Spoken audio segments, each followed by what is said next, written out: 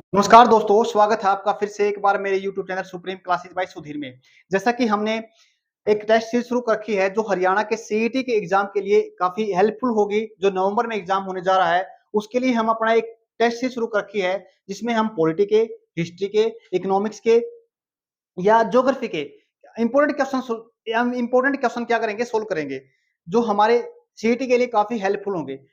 आज का जो हमारा पहला क्वेश्चन है वो है, देश में जो मौलिक अधिकार के प्रवर्तक के लिए रिट जारी कौन कर सकता है। ये जो पावर होती है रिट की जारी करने की, ये किसके पास होती है।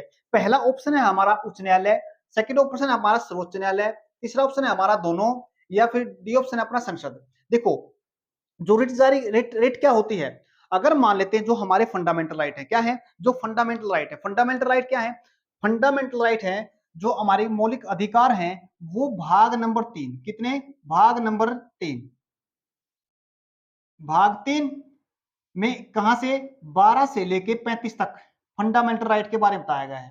भाग नंबर 3 को क्या बोला गया है, मैग्ना कार्टा बोला, क्या बोला गया है, मैग्ना कार्टा। कई बार क्वेश्चन आता है, क्या मैग्ना कार्टा किस भाग को बोला जाता है, मैग्ना कार्टा बोला जाता है 3 भाग को, भाग नंबर तीसरे को क्या कहा जाता है, मैग्ना कार्टा बोला जाता है, आर्टिकल 12 से लेके 35 तक।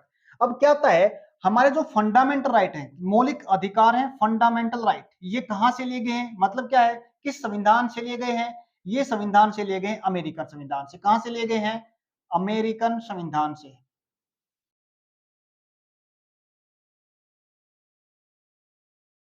अमेरिकन संविधान से। इनको अमेरिका में क्या बोला जाता है, इनको बोलते हैं, अमेरिका के अंदर बोलते हैं बिल ऑफ राइट्स। क्या बोलते हैं, बिल ऑफ राइट्स। इनको बिल ऑफ राइट्स बोला जाता है अमेरिका के अंदर।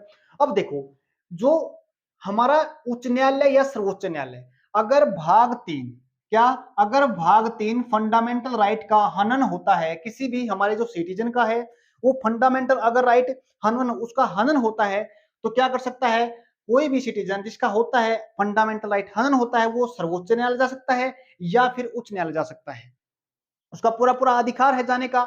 अब एक क्वेश्चन और बनता है अपना यहाँ पे, कुछ अच्छे स्टैंडर्ड क्वेश्चन है कि जो फंडामेंटल राइट को, सॉरी, जो रिट जारी करने की जो पावर सुप्रीम कोर्ट की ज्यादा होती है या फिर हाई कोर्ट की ज्यादा होती है। जो, देखो, देखने में लगता है कि जो हमारा सुप्रीम न्यायालय, सुप्रीम कोर्ट है, कि इसकी पावर ज्यादा होनी चाहिए, लेकिन इसकी पावर ज्यादा नहीं है। ये केवल और केवल फंडामेंटल राइट हनन होने के लिए ही क्या कर सकता है, रिट जारी कर सकता है। लेकिन जो हमारा उच्च न्यायालय है, क्या है, जो हमारा उच्च न्यायालय है, ये फंडामेंटल राइट हनन होने के अलावा भी क्या कर सकता है, रिट जारी कर सकता है। तो हमारी रिट को जारी करने की जो पावर होती है, क्या, उच्च न्यायालय की ज्यादा होती है सर्वोच्च न्यायालय की तुलना में। तो हमने क्या देखा, रिट जारी करने की जो पावर होती है किसकी ज्यादा होती है। फिर हमने देखा जो हमारा जो फंडामेंटल राइट है उनके हनन होने के साथ क्या कर सकता है, सर्वोच्च न्यायालय या फिर उच्च न्यायालय। जो जिस इंसान के फंडामेंटल राइट का हनन हुआ है वो सीधा पहुंच सकता है सुप्रीम कोर्ट या फिर हाई कोर्ट। फिर उसके बाद हमने देखा आर्टिकल 12 से लेकर 35 तक क्या किया गया है, सर्वोच्च न्यायालय या फिर हाई कोर्ट, दोनों क्या कर सकते हैं, रिट जारी कर सकते हैं। अब एक क्वेश्चन और बनता है, क्या, ये खुद से भी क्या है, किसी भी सिटीजन का, क्या, किसी भी सिटीजन का जो इंडिया का है, अगर फंडामेंटल राइट हनन होता है, ये खुद से भी रिट जारी कर सकते हैं। क्या कर सकते हैं, खुद से भी रिट जारी कर सकते हैं। जो सर्वोच्च न्यायालय है वो आर्टिकल कितना, 32 के तहत, इसके तहत 32 के तहत रिट जारी कर सकता है। ऐसे ही हमारा जो उच्च न्यायालय होता है वो आर्टिकल 126 के तहत, किसके के तहत, आर्टिकल 126 के तहत जो उच्च न्यायालय है हमारा, वो रिट जारी कर सकता है। ये हमारा पहला क्वेश्चन था। इसमें हमने क्या देखा, जो रिट जारी करने की पावर किसकी ज्यादा होती है, और फिर उच्च न्यायालय रिट जारी आर्टिकल 126 के तहत करता है, सर्वोच्च न्यायालय 32 के तहत कर सकता है फंडामेंटल राइट हनन होने के। फिर उसके बाद हम जो मैग्ना कार्टा बोलते हैं किसको, हमारा जो भाग 3 है जिसमें फंडामेंटल राइट है, कहां से लिया गया है, अमेरिका, जो अमेरिकन संविधान से लिया गया है। अमेरिकन संविधान में क्या बोलते हैं इसको, बिल ऑफ राइट्स बोलते हैं। अब हम नेक्स्ट क्वेश्चन देखते हैं, क्या देखते हैं, नेक्स्ट क्वेश्चन देखते हैं। भारत के जो राष्ट्रपति अनुच्छेद 352 के तहत राष्ट्रीय आपात, क्या, राष्ट्रीय आपात लगा सकते हैं, किस, कब लगाएंगे, जब युद्ध की स्थिति होती है, या फिर बाहरी आक्रमण होता है, या फिर आंतरिक अशांति होती है। राष्ट्रपति किस अनुच्छेद 352 के तहत कब राष्ट्रीय आपात लगा सकते हैं? राष्ट्रपति यानी युद्ध की स्थिति हो, या फिर बाहरी आक्रमण हो, या फिर आंतरिक अशांति हो। अगर तीनों हो तो क्या कर सकता है?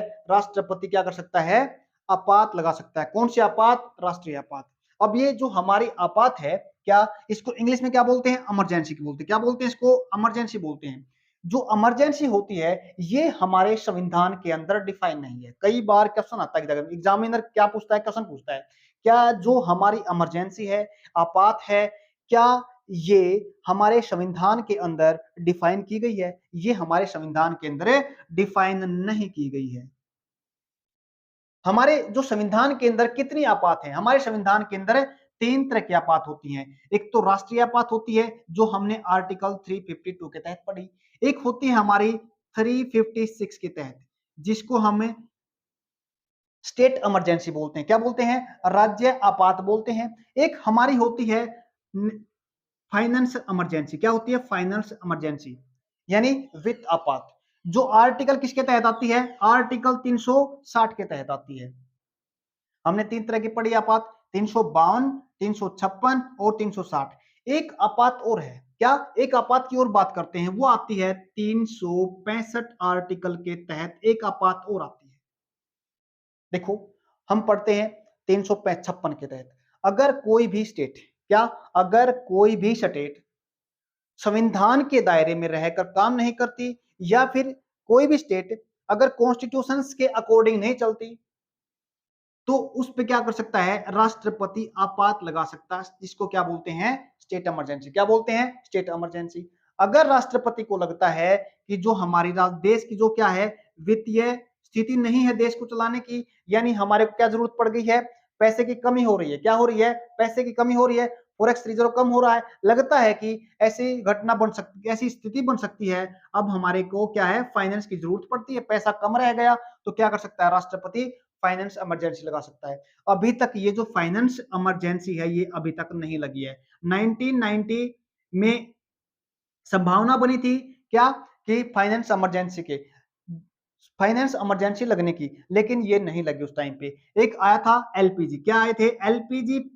एलपीजी रिफॉर्म आए थे। क्या? लिबरलाइजेशन, प्राइवेटाइजेशन और ग्लोबलाइजेशन। इसमें क्या हुआ था? इस टाइम पे मनमोहन सिंह थे, जो फाइनेंस मिनिस्टर थे। कौन थे? फाइनेंस मिनिस्टर थे, वो थे हमारे मनमोहन सिंह। इसमें क्या था? लिबरलाइजेशन। अगर कई बार क्या टर्म आती है? एलपीजी रिफॉर्म कब आए थे? एलपीजी रिफॉर्म कब आए थे? ये आए थे 1999 में, सॉरी 1990 में एलपीजी रिफॉर्म आए थे। ये कब सबको आता है? अब हमने क्या 3 इमरजेंसी पढ़ी है? 352 वाली इमरजेंसी पढ़ी है, 356 वाली पढ़ी है, या फिर 360 वाली पढ़ी है। अब हम देखते हैं ये 365 वाली इमरजेंसी कब होती है। 365 वाली जो इमरजेंसी होती है, माने जो यूनियन यानी सेंटर या फिर संघ अगर किसी भी स्टेट को या सभी स्टेटों को अगर गाइडलाइन देता है या फिर दिशा निर्देश देता है किसी भी चीज को लेकर, जैसे कोरोना वायरस को लेकर पीछे जो हुआ था, क्या? कोरोना वायरस को लेकर क्या दिए थे? दिशा निर्देश दिए थे। या फिर किसी भी अदर कोई और टॉपिक है, किसी स्टेट को स्टेट को क्या देते हैं? दिशा निर्देश देते हैं। अगर राज्य उन दिशा निर्देशों का पालन नहीं करता, तो क्या कर अगर उन दिशा निर्देशों का पालन नहीं करता, तो राष्ट्रपति क्या कर सकता है? वहां भी आपातकाल लगा सकता है। क्या लगा सकता है? वहां भी आपातकाल लगा सकता है। हमने क्या 352 आर्टिकल पढ़ा, 356 पढ़ा यहाँ पे, और 360 पढ़ा। फिर उसके बाद हमने एलपीजी रिफॉर्म कब आए? 99 में आए, 90 में आए, 1990 में आए। उसके बाद आर्टिकल 365 देखा हमने। अब हम नेक्स्ट क्वेश्चन करते हैं। भारतीय जो संविधान अनुच्छेद 324 एक स्वतंत्र देश का प्रावधान करता है। क्या? जो आर्टिकल 324 है वो किसके बारे में बताता है? देखो, वो हमारा बताता है किसके बारे में? वो बताता है हमारे को वित्त चुनाव आयोग के बारे में। किसके बारे में बताता है? वो हमारा बताता है चुनाव आयोग के बारे में, जिसको क्या बोलते हैं? इलेक्शन कमीशन ऑफ इंडिया बोलते हैं। क्या बोलते हैं? Election commission of India. इसमें कितने इसमें होते हैं? 3 मेंबर। कितने होते हैं इसके अंदर? इसके अंदर 3 मेंबर होते हैं। ये जो चुनाव आयोग होता है इसका काम होता है चुनाव कराना। क्या होता है? इसका काम होता है चुनाव कराना। ये चुनाव किसे कराता है? एक तो कराता है राष्ट्रपति, किसे कराता है? एक तो कराता है राष्ट्रपति के यानी प्रेसिडेंट के, उसके बाद कराता है लोकसभा के, उसके बाद कराता है राज्यसभा के। क्या? प्रेसिडेंट के, लोकसभा के, राज्यसभा के, एक आता है वाइस प्रेसिडेंट। किसके? वाइस प्रेसिडेंट के क्या इलेक्शन आता है। उसके बाद ये जो राज्य की जितनी विधानसभाएं होती है, क्या होती हैं? राज्य की जितनी विधानसभाएं होती हैं उनके इलेक्शन भी कौन कराता है? हमारा चुनाव आयोग कराता है। इसमें कितने मेंबर होते हैं? इसमें 3 मेंबर होते हैं जो जो फैसला लेते हैं वो मेजोरिटी से लेते हैं। किसे लेते हैं? मेजोरिटी से लेते हैं।